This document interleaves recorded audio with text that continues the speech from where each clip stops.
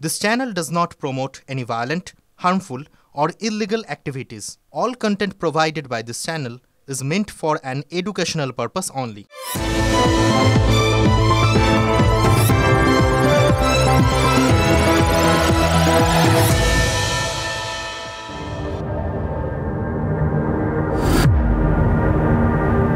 গনগনে আঁচ গল গল করে বেরোচ্ছে লাভা,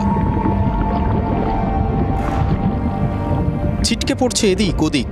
মুহূর্তে চাপ চাপ কালো লাভা স্রোত জমে যাচ্ছে আশেপাশে। লোকে দেখছে ভিড় করে, লোকে দেখে ভিড় করে, টিকিট কেটে দেখতে যায় অগ্নুৎপাত। আইসল্যান্ড সহ পৃথিবীর বহু দেশে জনপ্রিয় ভলক্যানো ট্যুরিজম। জীবন্ত আগ্নেয়গিরি দেখিয়ে 2 পয়স ইনকাম করে বহু দেশ।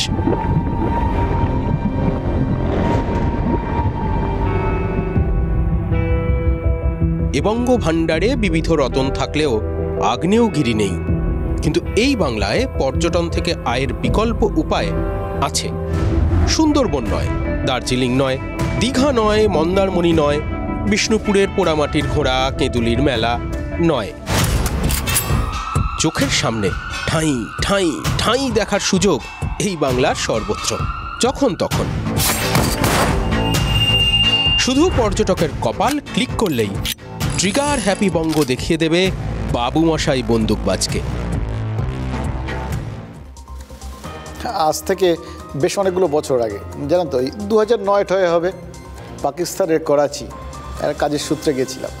তো একদিন অনেক রাত্রে কাজ শেষ করে যখন গাড়িতে উঠতে যাব, ড্রাইভার হঠাৎ বললেন, সব গোলি মার দিয়া। আলাম গোলি মার দিয়া? কে মারলো? কোথায় মারলো? তো কিসনে মার দিয়া হোগা, লেকিন মার তো দিয়া। আলাম কেসে সমঝা, কী করে বুঝলে? সে আমাকে ঘুরিয়ে নিয়ে গিয়ে দেখালো ডিকির পেছন দিকটায় একটা বুলেট ঢুকে রয়েছে। দেখছিলাম আর ভাবছিলাম, আর যদি 4 ইঞ্চি ওপরে থাকতো আর সেই সময় যদি গাড়িতে আমরা বসে থাকতাম, কারণ না কারণ এখানে আর বসে আপনাদের সামনে কথা বলা হতো না হয়তো। আর তারপরে ঘটনাটা আরও ইন্টারেস্টিং, জানেন তো।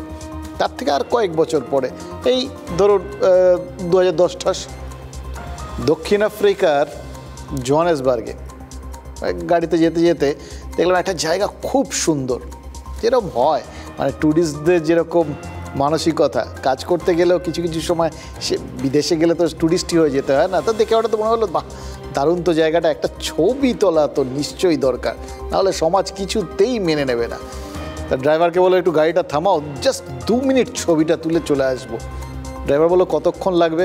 আলাম কতক্ষণ লাগবে? একটা মিনিট 15 ম্যাক্স, তার বেশি লাগবে নাকি? ড্রাইভার বললো আপনি নামছেন, নামুন, আপনাকে নামিয়ে দিয়ে আমি চলে যাব, তারপর 15 মিনিট পরে ফিরে আসবো, আপনি যদি বেঁচে থাকেন আপনাকে তুলে দেবো। বিশ্বাস করুন, এই কথা শোনার পর আর ছবি তোলা হয়নি। তার কয়েকদিন, 7 দিনের মাথায় ওই ডারবানের একটা যখন সিগনালে গাড়ি দাঁড়ালো, অন্য আরেকটা শহর দক্ষিণ আফ্রিকার, তখন ড্রাইভার বলল, গল্প করছে, গল্প চলে, এই কদিন আগে জানেন তো এরকম একটা সিগনালে গাড়িটা দাঁড়িয়েছিল, আর আরেকজন এসে হঠাৎ ওই আপনার যে দিকে যে কাঁচটা, ওই কাঁচের ওখান দিয়ে গুলি করে লোকটাকে মেরে টাকা পয়সা নিয়ে চলে গেল। বিশ্বাস করুন, তারপরে গাড়িতে যেটুকুনি সময় বসেছিলাম, কি অবস্থা হয়েছিল বুঝতেই পাচ্ছেন। কি তখন বুঝিনি, ওই বলে না, বহুদিন ধরে বহু ক্রোশ দূরে, বহু ব্যয় করি বহু দেশ ঘুরে, দেখিতে গিয়েছি পর্বতমালা, দেখিতে গিয়েছি সিন্ধু, দেখা হয় নাই চক্ষু মিলিয়া, ঘর হতে শুধু 2 পা ফেলিয়া, একটি ধানের শীষের ওপর একটি শিশির বিন্দু। রবীন্দ্রনাথ শিশির বিন্দু কবিতাটা লিখেছিলেন 1336 সালের 7ই পৌষ। আর এখন সেই সময় ফারাক কত? তখনকার বাংলা আর এখনকার বাংলা না, একদম এক নয়। তবু মনে হচ্ছিল, জানেন তো, সেই যেটা সুদূর পাকিস্তানে বা দক্ষিণ আফ্রিকায় যা যা দেখে দুঃস্বপ্নে ভুগেছি, তাহলে আমরা নিশ্চয়ই ভালো করে আমাদের চারপাশটায় তখনকার মতো অন্তত ওই শিশির বিন্দু খুঁজতে যাইনি। এখনকার শিশির বিন্দু যদি খুঁজতে যেতাম, মানে ওই যখন রবীন্দ্রনাথ কবিতাটা লিখেছিলেন তখন বাংলায় শিশিরের শব্দ শোনা যেত, আর এখনকার বাংলায় খালি ঠাঁই ঠাঁই ঠাঁই গুলির শব্দ শোনা যাচ্ছে। আজ দুপুরে খাতা পেন নিয়ে হিসেব করতে বসেছিলাম, জানেন তো, হিসেব করে দেখলাম বেশ সলিড একটা হিসেব হয়েছে। গত 1 সপ্তাহে, মানে 7 দিন, 7 দিনে 11টা শ্যুট আউটের ঘটনা ঘটেছে। বিশ্বাস করুন, গোনা শেষ করতে পারেনি, গোনা শেষ হয়নি, সঙ্গে সঙ্গে খবর এলো আরেকটা হয়ে গেছে। গণনাটায় আরেকটা সংখ্যা যোগ হবে। ওই বেলঘড়িয়ার রথতলা মোড়ে নাকি গুলি চলেছে, এবং 1টা 2টো রাউন্ড না, রথতলার মতো ভিড়ে ঠাসা এলাকায় 8খানা গুলি চলেছে। কে জানে এই যে আপনাদের সঙ্গে যখন কথাবার্তা বলছি কোথাও আবার গুলি টুলি চললো কিনা, দেখুন আবার গিয়ে কে কাকে গুলি করে দিয়েছে। এগুলো না হয় আপাতত ভুলে যান, শুধু ভাবুন গোটা বাংলাটা একটা শুটিং রেঞ্জ, আর আমাদের চারপাশে অজস্র শুটার ঘুরে বেড়াচ্ছে।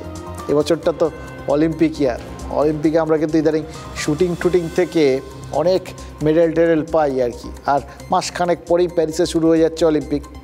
আচ্ছা একটা কথা বলুন তো, এ রাজ্যের এই যে চারপাশে সব বন্দুকবাজিরা ঘুরে বেড়াচ্ছে না, শুটার, এদের অলিম্পিকে পাঠানো যায় না? কয়টা বাড়তি মেডেল তো চলেও আসতে পারে। অথবা একটা কাজ করা যেতে পারে, জানেন তো, ওই যেটা শুরুতে দেখালাম, ওই আইসল্যান্ডে লোকজন আগ্নেয়গিরি দেখতে যায়, সেরকম পশ্চিমবঙ্গে তো আমরা শ্যুট আউট দেখানোর ব্যবস্থা করতে পারি, তাই না? বাইরের রাজ্য, বাইরের দেশ থেকে লোকজন এ রাজ্যে আসবে, দেখবে। ভেবে দেখতে পারেন কিন্তু পর্যটন মন্ত্রী, যে হারে গুলি চলছে তাতে অচিরেই কিন্তু শ্যুট আউট ট্যুরিজমটা এখানে জনপ্রিয় হয়ে যেতে পারে, বড় বড় করে সিনেমা হতে পারে, ওই শ্যুট আউট অ্যাট লোখান্ডওয়ালার মতো, শ্যুট আউট অ্যাট বেঙ্গল। আর তা যদি হয় না, তাহলে এ রাজ্যের সিন্ধুকেও ওই বন্দুক থেকে কিছুটা আয়ত হতে পারে, তাতে আর কিছু না হোক 2-4টা প্রাণটার হয়তো যাবে, কিন্তু বাকি প্রাণগুলোর বাঁচার জন্য কিছু আয়ত হবে।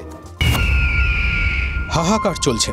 দক্ষিণবঙ্গে বৃষ্টি নেই, অন্য বৃষ্টি আছে, গুলি বৃষ্টি। রোজ গুলি চলছে, একদিন নয়, প্রতিদিন। গত রবিবার একই দিনে রানীগঞ্জ আসানসোলে গুলি চালায় বিহারের ডাকাত দল। সেদিনই তৃণমূলের গোষ্ঠীদ্বন্দ্বে গুলি চলে কসবায়। তারপর মঙ্গলবার ডোমজুড়ে সোনার দোকানে গুলি চলে। সব ছাপিয়ে গেল শুক্রবার আর শনিবার। রাত থেকে দুপুরের মধ্যে 4 জায়গায় গুলি চলল। শুক্রবার রাতে বসিরহাটের পিফা বাজারে গুলিবিদ্ধ এক তৃণমূল কর্মী। তৃণমূল বিরোধীদের দিকে আঙুল তুলছে। ভোটের পরবর্তীকালে আমাদের জেতার পর বিরোধীরা কোণঠাসা, তারা অশান্তি করার চেষ্টা করছে। বিজেপি বলছে তৃণমূলের গোষ্ঠীদ্বন্দ্ব। তৃণমূলের একে অপরকে খুন করা, গলা কেটে দেওয়া, এটাই হয়ে এসছে, আগেও হয়েছে, এখনো সেই একই লেগেসি তারা বয়ে নিয়ে চলেছে। শুক্রবার রাতেই মালদায় মুদি ব্যবসায়ীকে গুলি করে দুষ্কৃতীরা। এখানেও পরস্পরের দিকে আঙুল তুলছে তৃণমূল আর বিজেপি। এক যুবকের জমি তৃণমূল আশ্রিত যে দুষ্কৃতীরা সেখানে জোর বলপূর্বক সেখানে দখল করছিল এবং প্রতিবাদ করে তাকে গুলি করা হয়। ওখানকার বিধায়ক নিজেদের অন্তর্দ্বন্দ্বের জন্য বিজেপিকে গুলি করছে, মালদার মানুষ সবাই জানে। বাইক ওভারটেকিংয়ের মতো তুচ্ছ ঘটনাকে কেন্দ্র করে গুলি ছুটল কলকাতায়। পার্ক স্ট্রিট থানা এলাকায় কিট স্ট্রিট আর মির্জা গালিব স্ট্রিটের সংযোগস্থলে 1 লাখ বেগ নামে এক তরুণ গুলিবিদ্ধ হয়। গুলি চালায় সোনা ওরফে মোহাম্মদ ফাহিমউদ্দিন। সোনা খাদিম কর্তা অপহরণে অভিযুক্ত গব্বরের এককালের সঙ্গী বলেই জানতে পেরেছে পুলিশ। কি ঝামেলা হলো, ওরা গুলি চালিয়ে পালিয়ে গেছে, এবার পুলিশ এলো কিছুদিন পরে। শনিবার দুপুরের ঘটনা বেলঘড়িয়া রথতলা মোড়ের। এক ব্যবসায়ীর গাড়ি লক্ষ্য করে 8 রাউন্ড গুলি চালায় দুষ্কৃতীরা।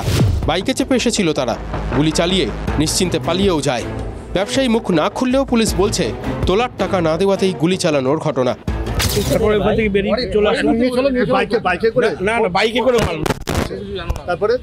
তারপরে আর আমি তো এখানে এসে বাবুর এখানে ঢুকে গেলাম ভয়। কাছ থেকে জানতে পেরেছি যে ওনাকে টাকা চাওয়ার টেনশন কল যেটা বলি আমরা, ওনাকে তারপরে কিছু লোকরা কল করছে। এতগুলি আইন শৃঙ্খলার এমন দুর্দশা কেন? পুলিশ প্রশাসনের অন্দরে কান পাতলে বেশ কয়েকটা কারণ জানা যাচ্ছে। একটা সময় পুলিশ নিয়মিত ব্লক রেড চালিয়ে অস্ত্র বাজেয়াপ্ত করত। ইদানিংকালে পুলিশের অস্ত্র বাজেয়াপ্ত করার রেওয়াজ নাকি অনেকটাই কম। ফলে ভোটের সময় ব্যবহৃত না হওয়া অস্ত্র দুষ্কৃতীদের কাছেই রয়ে গিয়েছে। গোয়েন্দাদের বড় ব্যর্থতা, দুষ্কৃতী হামলার খবর আগাম মিলছে না। ভিন রাজ্য থেকে অস্ত্র ঢোকার প্রবণতাতেও রাশ টানা যাচ্ছে না। একটা সময় বিহার পুলিশ ও কলকাতা পুলিশের যৌথ হানায় বিহারে একাধিক অস্ত্র কারখানায় তালা পড়ে। তারপর মুঙ্গেরের কারবারিরা বাংলায় এসে অস্ত্র বানানো শুরু করে। বন্দুকের এই কুটির শিল্পের রমনামা কিছুতেই বন্ধ করা যায়নি। তাই যোগানের অভাব নেই, তাই কথায় কথায় গুলি। সাধে কি আর প্রশ্ন উঠছে, বাংলা না মির্জাপুর?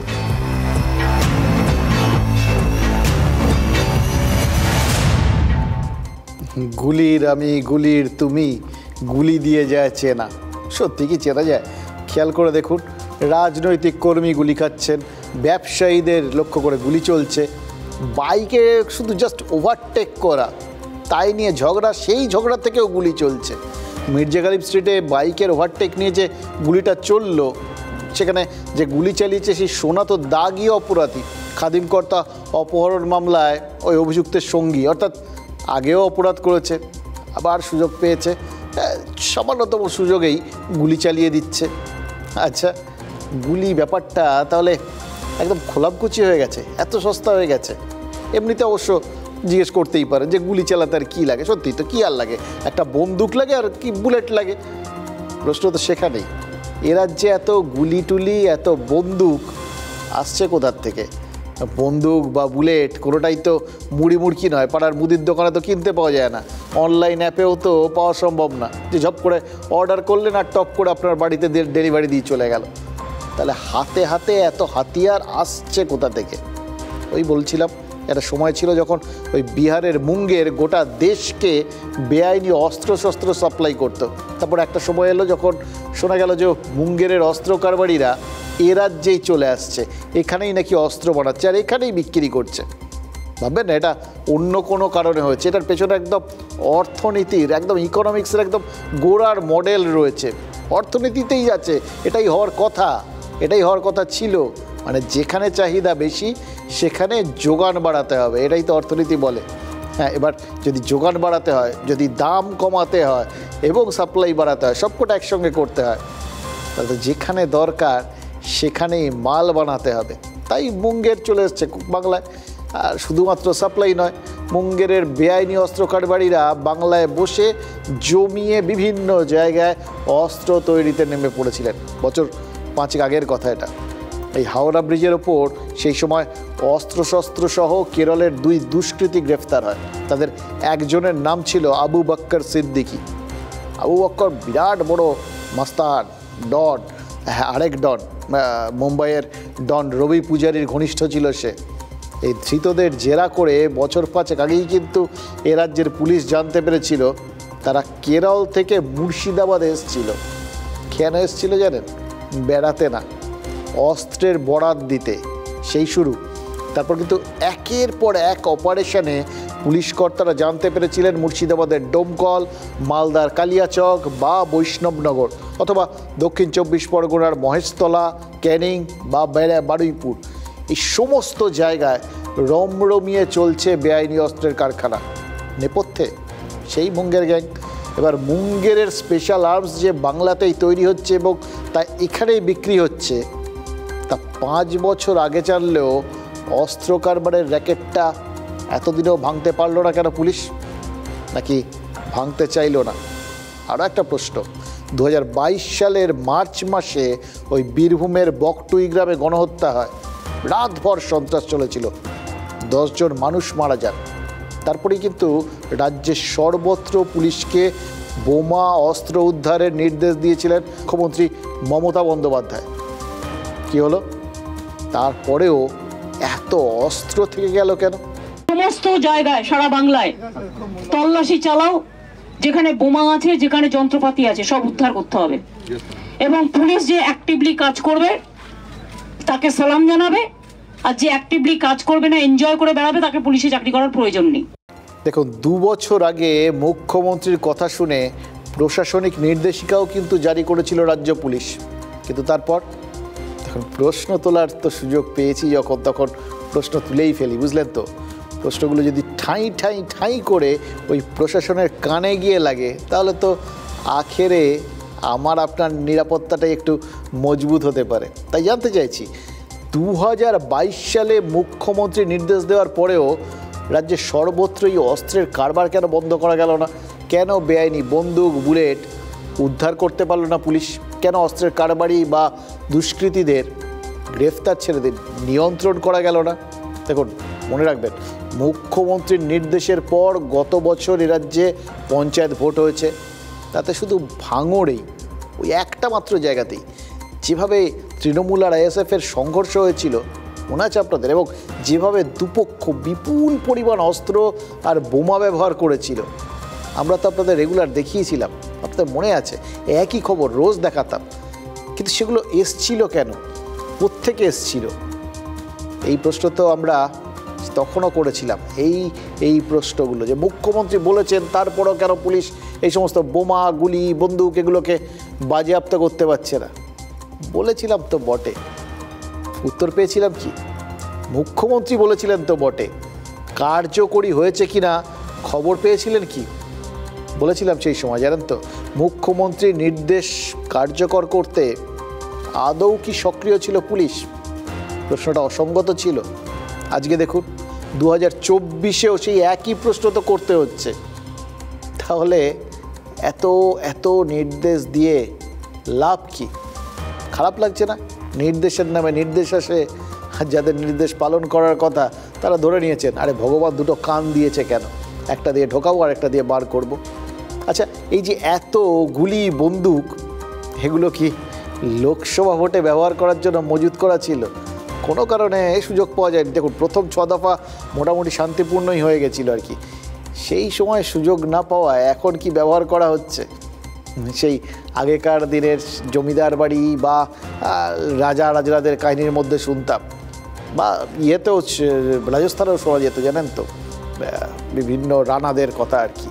তরোয়াল বার করা হয়েছে, সে তরোয়ালকে রক্ত না খাইয়ে তো খাপে ভরে তুলে রাখা যাবে না, রক্ত খাওয়াতেই হবে। অনেক সময় নিজেদের হাত কেটে নাকি রক্ত খাওয়ানো হতো। এই অস্ত্রশস্ত্রগুলো এরকমই জিনিস, এই যেগুলো হয়তো ওই লোকসভা ভোটে ব্যবহারের জন্য আনা হয়েছিল, সেগুলো হয়তো লোকসভা ভোটে ব্যবহার করা যায়নি। ওই কেন্দ্রীয় বাহিনী ছিল তো, কাশ্মীরের থেকেও তো বেশি আধা সেনা এ রাজ্যে পাঠিয়েছিল জাতীয় নির্বাচন কমিশন। তারপরেও শেষ 2 দফায় যা হওয়ার খানিকটা হয়েছে, কিন্তু সব রকম মানে একদম নিশ্চিন্ত মনে চালিয়ে দেওয়া, হয়তো যে পরিমাণ সাপ্লাই ছিল সেই পরিমাণ ব্যবহার হয়নি। তাই কি ওই সমস্ত যে বিভিন্ন জিনিসগুলো ভোটের সময় কোমরে গোঁজা ছিল, টার্গেটের দিকে তাক করার সুযোগ হয়নি, এখন তুলে রাখার আগে সুযোগ বুঝেই ঠাঁই ঠাঁই ঠাঁই। এই প্রসঙ্গে একটা কথা কিন্তু না বললেই নয়। এই ভোট মেটার পর দেশের 3টে জায়গাতে গুলি চলেছে, বিরাট ব্যাপার কিন্তু। গোটা দেশে প্রথম 3, 1 জম্মু কাশ্মীর, কয়েকদিন আগে রিয়াসিতে জঙ্গিরা হামলা করেছে। 2 মণিপুর, সেখানেও বিরাট গণ্ডগোল, মুখ্যমন্ত্রীর কনভয়ে কদিন আগে হামলা করা হয়েছে। আর 3 আপনার আমার পশ্চিমবঙ্গ। এই 3 রাজ্যেই কিন্তু এখন কেন্দ্রীয় বাহিনী রয়েছে, জানেন তো, কি অদ্ভুত না, কাকতালীয়, কে জানে। ভোট পরবর্তী সন্ত্রাস রোখার জন্য 19শে মার্চ পর্যন্ত রাজ্যে আছে সিআরপিএফ। জম্মু কাশ্মীর আর মণিপুরের সঙ্গে বাংলা তার মধ্যেই টপ 3-তে ঢুকে গেল। আচ্ছা, এরকম একটা পজিশান পেয়ে যাওয়া, টপ 3-তে একটা পজিশান র্যাঙ্ক করা, শাসক তৃণমূল এটাকে কীভাবে দেখছে বলুন তো? মানে এটাও কিন্তু না জানলেই নয়। আমাদের মুখ্যমন্ত্রী পুলিশকে বারবার করে বলেছেন যে সব আর্মস সিজ করো যাতে না থাকে। এখন আমাদের ব্যাপারটা হচ্ছে চারিদিকে আমাদের বর্ডার, মুঙ্গের থেকেও আসে, আসাম থেকেও আসছে, হ্যাঁ, ঝাড়খণ্ড থেকে আসছে। এটা আরও আমাদের পুলিশকে আরও বর্ডারগুলোকে, মুখ্যমন্ত্রী অলরেডি বলেছে বর্ডারগুলোকে সিল করে সব সার্চ অপারেশন চালায়। পুলিশি ব্যর্থতা কিছুটা রয়েছে। ব্যর্থতা না, একটা মানুষ এত বড় পপুলেশন কোথায় হচ্ছে না?